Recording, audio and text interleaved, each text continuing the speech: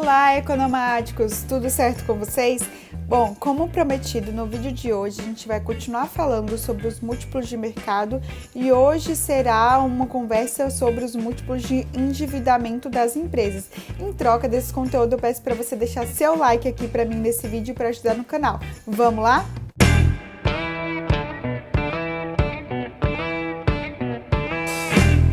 Para fazer a análise de uma empresa, para verificar se ela está alavancada ou não, ou seja, se ela está utilizando muito capital de terceiro para financiar suas operações e também se a empresa tem capacidade de honrar com os compromissos de pagamento das suas dívidas sem prejudicar o seu desenvolvimento e as suas operações. A gente utiliza os múltiplos de endividamento para fazer essa análise. As informações necessárias para fazer a análise de alavancagem das empresas está no próprio balanço patrimonial da empresa, que é onde a gente extrai todo o detalhamento de como que a empresa está naquele momento. Então, olhar para o balanço patrimonial é como olhar para uma foto da situação econômica financeira da empresa em um determinado momento. Lembrando que as empresas listadas em bolsa, elas soltam esses dados atualizados a cada trimestre, conforme a própria regulação da CVM.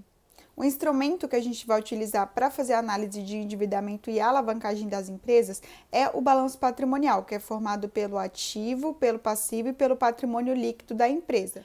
O ativo é o total de bens e direitos de uma empresa, como, por exemplo, o seu caixa, o seu estoque, os seus imóveis, a sua marca, as suas patentes, as suas duplicatas a receber. Já o passivo, ele representa o lado das obrigações de uma empresa, como salários a pagar, impostos, pagamento de fornecedores e também os pagamentos de dívidas.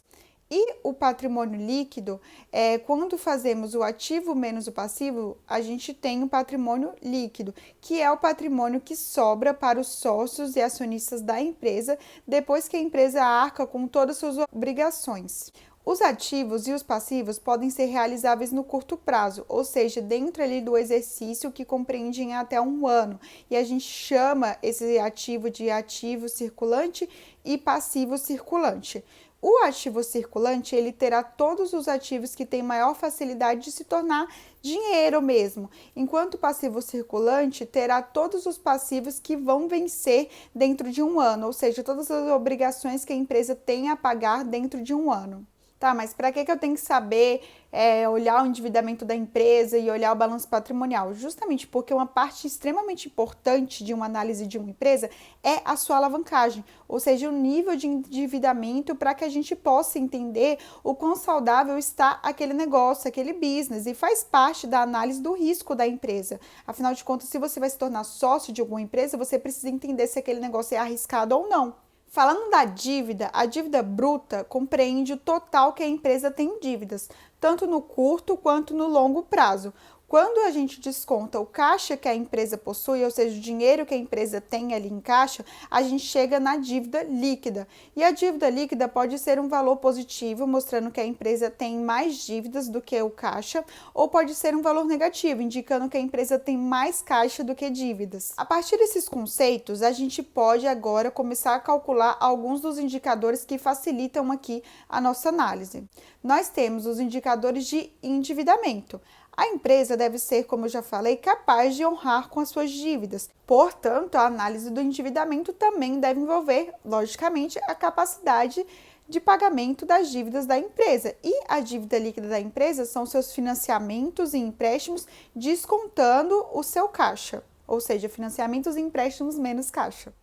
A dívida líquida, sendo dividida pelo seu patrimônio líquido, mostra quanto a empresa precisaria de capital de terceiros, os sócios, para arcar com as dívidas da empresa, ou, em outras palavras, indica quanto a empresa está se financiando em relação ao patrimônio dos seus acionistas. Por exemplo, se uma empresa tem uma dívida líquida de R$1.000 e um patrimônio líquido de R$200, quer dizer que a empresa está 5 vezes alavancada em relação ao patrimônio dos acionistas. E o indicador de alavancagem EBITDA a gente pode utilizar porque ele nos mostra quantos anos a empresa levaria para pagar suas dívidas utilizando o seu caixa e mais o seu potencial de geração de caixa, que é o EBITDA. Esse indicador é calculado dividindo a dívida líquida da empresa pelo seu EBITDA. Por exemplo, Se uma empresa tivesse uma dívida bruta também de R$ 1.000 e R$ 200 de caixa e um EBITDA de R$ 400, a alavancagem EBITDA dessa empresa seria de 2 anos. A gente pode também calcular o endividamento total da empresa, que nada mais é do que dividir o total do passivo pelo total do ativo. E esse indicador vai nos mostrar quantos por cento do ativo é comprometido pelas obrigações da empresa. A gente também pode calcular o endividamento da empresa verificando qual que é a parcela do ativo que sobra para nós, sócios, após a empresa arcar com todas as suas obrigações. E para isso é só a gente dividir o patrimônio líquido pelo ativo total. Podemos calcular também os indicadores de liquidez e de solvência, que também são muito importantes. Esses indicadores mostram para a gente a capacidade que a empresa tem de arcar com suas obrigações no curto prazo. Quando esses indicadores são maiores que 1, significa que a empresa tem mais disponibilidades do que dívidas. E por disponibilidades, a gente fala realmente de caixa e de ativos que ela consegue transformar rapidamente em dinheiro. Isso é importante caso a empresa passe por situações em que há quedas na produção, nos lucros, como a gente está vendo aqui agora durante a pandemia. E sobre a liquidez. O primeiro indicador de liquidez que a gente olha é a liquidez corrente, que nada mais é do que o ativo circulante dividido pelo passivo circulante. E esse indicador, se ele for maior que 1, indica que a empresa tem mais ativos solventes no curto prazo do que obrigações a vencer.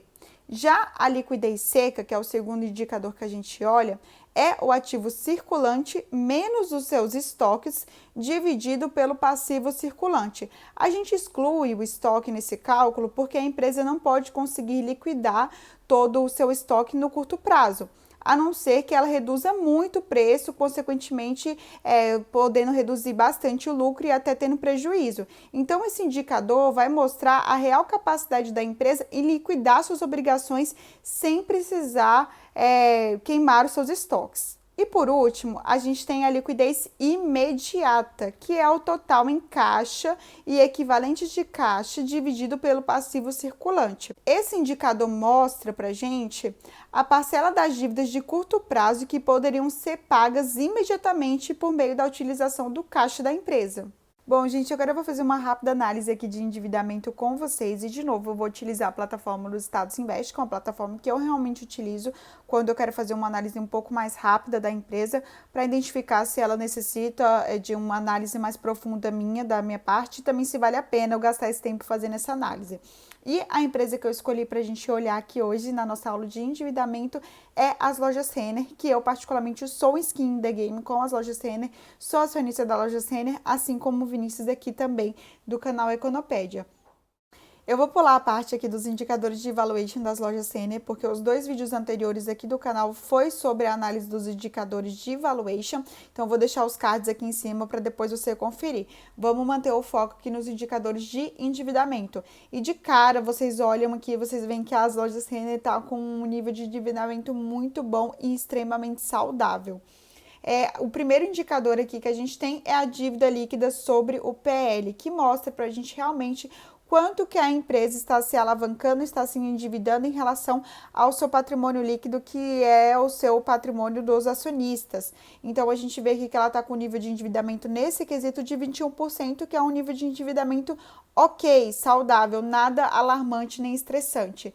E o segundo indicador, que é um dos mais importantes, é o dívida líquida sobre o EBITDA, que ele mostra aqui para a gente realmente o quanto tempo que a empresa conseguiria pagar a sua dívida líquida com o seu caixa e com o seu potencial gerador de caixa, que é o EBITDA. E aqui as Lojas Renner, elas nos mostram que eles não levariam nenhum ano para conseguir fazer o pagamento de todas as suas dívidas líquidas, eles conseguiriam pagar em meio ano, em 6 meses aqui, por exemplo. E também a gente tem um indicador aqui de PL sobre ativos, que mostra aqui para a gente realmente, caso a empresa, enfim, tivesse todo o seu passivo liquidado e os seus ativos liquidados, quanto que sobraria para os acionistas do seu ativo, do ativo da empresa. E aqui a gente vê que sobraria 42%. E olhando o próximo indicador, que é o passivo total dividido sobre o ativo total, a gente vê que a gente conseguiria pagar todos os nossos passivos, arcar com todas as nossas obrigações obrigações utilizando apenas 58% do nosso ativo. E uma dica aqui, quando vocês estiverem fazendo o cálculo de PL sobre ativos e de passivos sobre ativos, esses dois indicadores somando, eles têm que dar 1. Se não está dando 1, você está fazendo errado. E aqui no próprio Status Invest, você vê que o PL, ativos de 0,42, mais o passivo sobre ativos, que é de 0,58, somados, eles dão 1, exatamente porque o PL, ele é nada mais, nada menos do que o ativo menos o passivo. Então, por isso que tem essa correlação entre esses dois indicadores. E por último, que é o segundo mais importante, logo após a dívida líquida sobre o EBITDA, é a questão da liquidez corrente, que mostra para a gente a capacidade realmente de pagamento da empresa, tanto das suas dívidas quanto das suas obrigações no curto prazo. E isso, por exemplo, em questão de pandemia, mostraria aqui para a gente a diferença entre uma empresa que conseguiria sobreviver a uma crise e a empresa que provavelmente entraria em falência. E a Lojas Renner claramente está aqui na classificação do que eu consideraria uma empresa que consegue sobreviver a uma crise que está acontecendo agora, justamente porque ela tem uma alta liquidez corrente, ou seja, a liquidez dela que está muito alta, os ativos circulantes dela são superiores em 1,5 vezes aos passivos circulantes dela. Então, ela tem muito mais ativos no curto prazo para poder arcar com suas obrigações de curto prazo. E é isso que vai determinar, por exemplo, a sobrevivência de uma empresa, como eu falei, num período de crise como a gente está vivendo. Se fosse uma empresa que esse indicador de liquidez corrente ele tivesse abaixo de 1, ele ia mostrar para a gente que a empresa tem mais obrigações a pagar no curto prazo do que ativos para fazer o pagamento dessas obrigações. E é aí que entraria o problema, porque a empresa poderia necessitar de fazer novas dívidas para poder arcar com os seus pagamentos no curto prazo ou até mesmo fechar as portas. Obrigada, Economáticos, por ter assistido esse vídeo até o final. Deixa aqui seu like e comenta para mim aqui embaixo, ler depois, qual que é o seu indicador favorito quando você está fazendo essa análise de endividamento da empresa e se você já tem esse costume de fazer essa análise antes de se tornar sócio de alguma companhia. Aproveita e não deixe de se inscrever aqui no canal para você receber os próximos vídeos que a gente vai conversar sobre rentabilidade e crescimento das empresas. Até a próxima!